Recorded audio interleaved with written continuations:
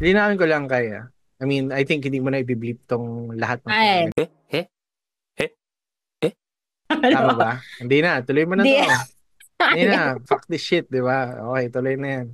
Yes. Meron ba akong freedom to say whatever? Yes! How can you build awareness around these words? Like, kailangan pa ba ng clinical diagnosis before you use those words? Kailangan mo lang ba maging aware if you're feeling like yung extreme sadness? Yun na ba yun? When I was asked this before, ng isang client, ang sinasagot ko sa kanya is very simple. I am not here to give you definitions of that.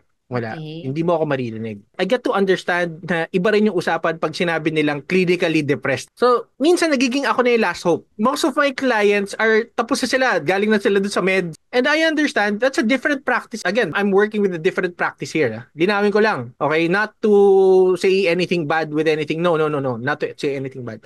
I am not here to define it for you. It is defined by the person going through it. So kung ang tanong ko is ano yung depression para sa iyo? Yun yung gusto ko intindihin eh. Kasi as a professional, ito yung challenge. When I Mm. say something, there's a big big big chance you would make it your reality. Ah, uy, gusto ko yun, coach. Ang ganda nun.